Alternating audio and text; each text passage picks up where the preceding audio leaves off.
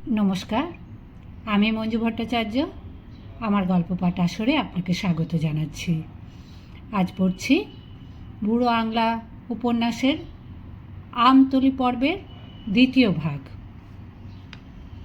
ছোট হবার সঙ্গে হৃদয়ের দুষ্টুবুদ্ধিও ছোট হয়ে গেছে। কাজেই সে মাটিতে মাথা ঠুকে গণেশকে মনে মনে প্রণাম করতে লাগলো আর বলতে থাকলো, ঠাকুর, এবারকার মতো মাফ করো, আর আমি এমন কাজ করব না। ঘাট হয়েছে, জগ কাকে বলে বলে দাও। কিন্তু গণেশ কোনো সাড়া শব্দ দিলেন না। গণেশের ইঁদুর হৃদয়ের ওপর ভারী চটেছিল। এতক্ষণ তার ভয়ে সে মটকা থেকে নামতে পারেনি। হৃদয় ছোট আর ভালো মানুষ হয়ে গেছে দেখে সে গোঁফ ফুলিয়ে কাছে এসে বলে, কেমন, যেমন কর্ম তেমনি ফল। এখন থাকোগে পাতালে জগ হয়ে অন্ধকারে বসে, আর আলোতেও আসতে পাবে না, বাপ মাকেও দেখতে পাবে না। বাপ মায়ের ওপর হৃদয়ের বড় একটা টান ছিল না, কিন্তু পাতালে চুপটি করে থাকা কিছুতেই সে পারবে না। সে ইঁদুরকে শুধলে, ভাই, জগ কীরকম? ইঁদুর উত্তর করলে, সেকালে লোকে ছেলেপিলে না হলে বুড়ো হয়ে মরবার সময় জগ বসাতো। জোঁক বসানো নয়, জগ বসানো। আগে সব বাড়িতে একটা করে চোর কুটুরি ছিল। ডাকাত পড়লে সেই ঘরে মেয়ে ছেলেদের নিয়ে গেরস্তরা গিয়ে লুকিয়ে থাকতো।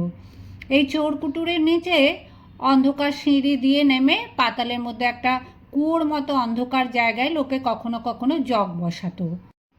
ছেলে ধরা দিয়ে খুঁজে খুঁজে তোমার মতো নিডর দুষ্টু ছেলে ধরে এনে তাকে ভালো কাপড়, সিঁদুরের টিপ দিয়ে বলির পাঁঠা যেমন করে সাজায়, তেমনি করে সেই অন্ধকার পাতালপুরিতে এক থালা খাবার, এক ভাঁড় জল দিয়ে নিজে না খেয়ে দান ধ্যান না করে যেসব ধন দৌলত জমা করেছে তারই কাছে বসিয়ে দিয়ে একটি পিদিম জ্বালিয়ে তারই নিচে একটা গোখরো সাপের হাঁড়ি রেখে বলতো, এই জকের ধন তুমি আগলে থাকো, যে এখানে ঢুকবে তাকে যেন সাপে খায়। রিং টিং ফট, এই মন্ত্র বলে বুড়ো গর্তের মুখ একটা মস্ত বড় পাথর দিয়ে চাপা দিয়ে বেরিয়ে আসতো। হৃদয় ভীষণ ভয় পেয়ে বলল, তারপর?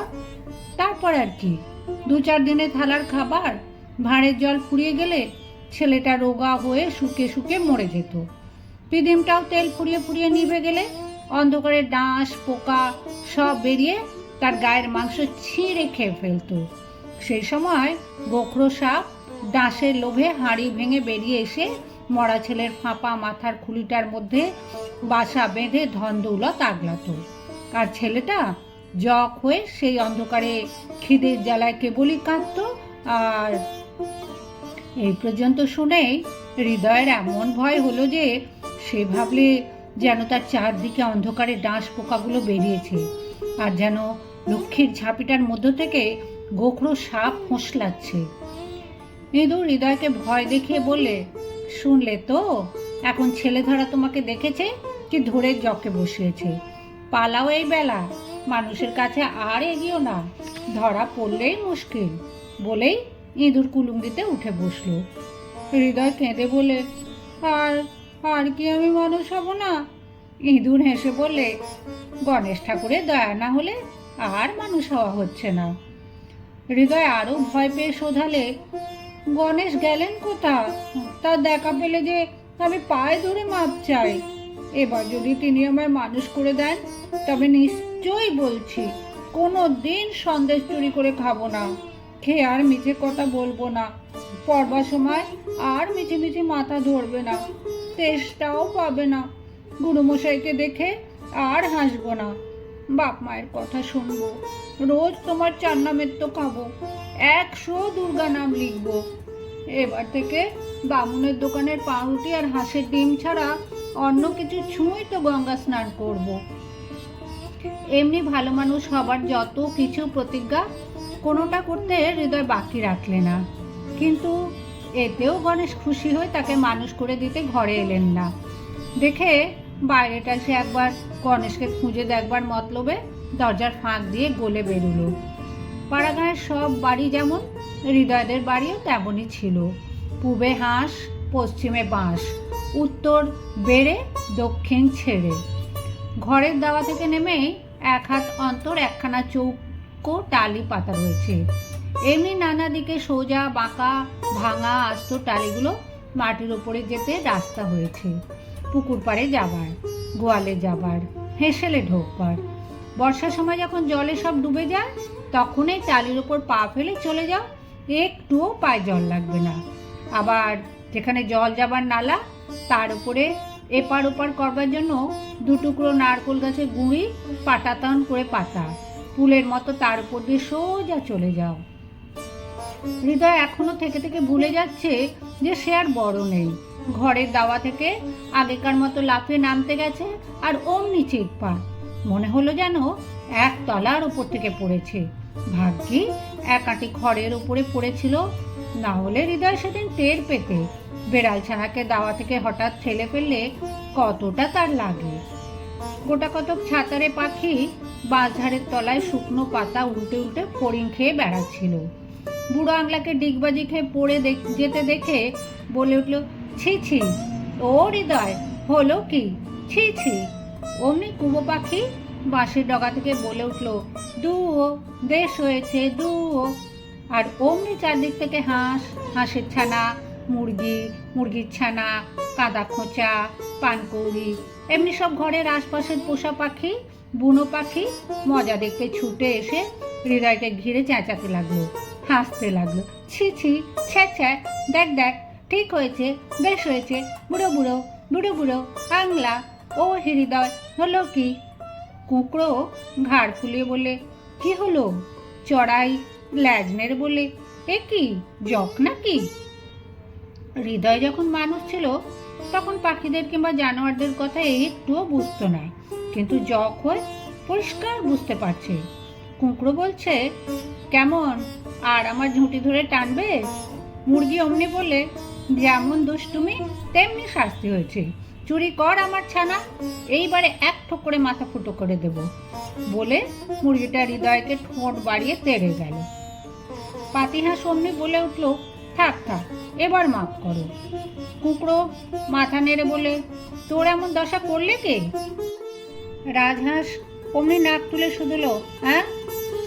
হৃদয় পাখিদের কথা বুঝতে পারছে জেনে মনে মনে খুশি হলো বটে, কিন্তু মুরগি হাঁস যারা একদিন তাকে দেখলে ভয়ে দৌড় দিত, এখন তারা মুখের সামনে দাঁড়িয়ে হাসবে, এটা হৃদয় সইতে না পেরে এক ঢিল ছুঁড়ে ধমক উঠল, প্যাক প্যাক করিস না বলছি, পালা। হৃদয় যে এখন এতটুকু হয়ে গেছে, পাখিরা তাকে ভয় করবে কেন? সব পাখি একসঙ্গে খ্যাক খ্যাক করে তেড়ে উঠল, দৌড়াও দৌড়াও, পালা। ধাড়ি বাচ্চা সব পাখি চারিদিকে ঘিরে এমনই চেঁচামেচি করতে থাকলো যে হৃদয়ের কানে তালা ধরবার জোগাড়। বেচারা কোথায় পালাবে ঠিক করতে পারছে না। এমন সময় আস্তাকুর থেকে ছাই পাঁশ মেখে বাঘের মতো ডোরা কাটা এক বেড়াল চান সেরে সেই দিকে আসতে লাগলো, কেউ কেউ বলতে বলতে। বেড়ালের সাড়া পেয়েই পাখিরা যেন কত ভালো মানুষের মতো মাটিতে যেন পোকাই খুঁজছে, এইভাবে পায়ে পায়ে হৃদয়ের কাছ থেকে সরে পড়ল। বেড়াল ষষ্ঠীর বাহন, ইঁদুরের সঙ্গে গণেশ কোথায় লুকিয়েছেন নিশ্চয়ই সে জানে ভেবে হৃদয় দৌড়ে গিয়ে বেড়ালকে গণেশের কথা শুধলে। বেড়াল অমনি ল্যাজ ঘুরিয়ে সামনে দুই থাবা রেখে গম্ভীর হয়ে বসে চোখ পিটপিট করতে করতে যেন হৃদয়ের কথা শুনেও শুনলে না। এইভাবে পায়ের আঙুল থেকে ল্যাজের ডগাটি পর্যন্ত রোদে বসে চেটে চেটে সাফ করতে লাগলো। হৃদয় একবার পাখিদের রাগে জব্দ হয়েছে। সে বেড়ালকে খুব মিষ্টি করে আবার শুধলো, বলো না মেনি, গণেশ ঠাকুর কোন দিকে গেলেন? মেনি বললে, গণেশ ঠাকুর কাছেই এক জায়গায় আছেন, কিন্তু তোমাকে বলছি নে বাপু।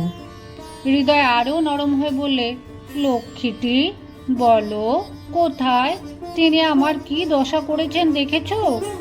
বিড়াল যেন অবাক হয়ে সবুজ চোখ দুটো বড় করে হৃদয়ের দিকে চাইলে, তারপর গোঁফ ফুলিয়ে ফ্যাঁচ করে দাঁত মুখ খিচে বলে, তোমায় দেখে দুঃখ হবে না? আমার ল্যাজে কত কাঁকড়া ধরিয়েছ তুমি, তোমাকে গণেশের খবর দেব না তো কাকে দেব? হ্যাঁ, বলে বেড়াল একবার গা ঝাড়া দিলে। হৃদয় আর রাগ সামলাতে না পেরে, দেখবি ল্যাজ ধরে টানি কিনা বলে যেমন বেড়ালের দিকে এগিয়ে গেছে অমনি বেড়াল বাঘের মতো ফুলে উঠল। তার রোঁয়াগুলো সজারুর কাঁটার মতো সোজা হয়ে উঠেছে, পিঠ ধনুকের মতো বেঁকেছে। ল্যাজ ফুলিয়ে কান দুটো শটান করে কটমট করে চেয়ে বেড়াল নখে মাটি আঁচড়াতে লাগলো। হৃদয় বেড়াল দেখে ভয় পাবার ছেলে নয়। যেমন সে তেড়ে বেড়ালকে ধরতে গেছে, অমনি বেড়াল ফাঁচ করে হেঁচে এক থাপ্পড়ে হৃদয়কে উল্টে ফেলে তার বুকে 2 পা দিয়ে চেপে বসে দাঁত খিঁচিয়ে বললে, আবার বজ্জাতি, এখনো বুঝি শিক্ষা হয়নি? বুড়ো আংলা কোথাকার, জানিস এখন নেংটি ইঁদুরের মতো তোকে ঘাড় মুটকে খেয়ে ফেলতে পারি। বেড়াল যে ইচ্ছে করলে এখনই নখ দিয়ে তার বুকটা চিরে দাঁত দিয়ে তার কান দুটো কেটে দিতে পারে, তা বাঘের মতো বেড়ালের নিজ মূর্তি দেখে হৃদয় আজ বেশ বুঝতে পেরেছে। সে নিজে যে আজ কত ছোট হয়ে গেছে তাই ভেবে হৃদয়ের চোখে জল এলো। চোখে জল দেখে বিড়াল হৃদয়কে ছেড়ে দিয়ে বললে, ব্যাস, আজ এইটুকু শাস্তি দিয়ে ছেড়ে দিলুম। তোর মায়ের অনেক নিমক খেয়েছি, আজ দেখিয়ে দিলুম তোর জোর বেশি না আমার জোর বেশি। আর কখনো পশু পাখির সঙ্গে লাগতে আর যাস নে, যা। বাঘের মাসি বেড়াল চার পেয়ে দাঁড়িয়ে একবার গা ঝাড়া দিয়ে ল্যাজটা বুড়ো আঙুলের মতো দুবার হৃদয়ের মুখের সামনে নেড়ে আবার ভালো মানুষটির মতো আস্তে আস্তে হেঁসেলের দিকে চলে গেল। হৃদয় লজ্জায় মাথা হেঁট করে আস্তে আস্তে গোয়াল বাড়িতে গণেশকে খুঁজতে চলল। ধলা গাই, কোপলে গাই, কালো গাই, 3 গাই গোয়ালে বাঁধা। হৃদয় কাছে আসতেই এই 3 গাই এমনি দাপাদাপি হামাহামি শুরু করে দিলে যে মনে হলো 30টা ষাঁড় সেখানে হুটোপাটি লেগেছে। হৃদয় শুনলে ধলা বলছে, হবে না, মাথার ওপর ধর্ম আছেন। হুম। কোপলে গাই বলে, আমার কানে বলতা ছাড়া। হুম।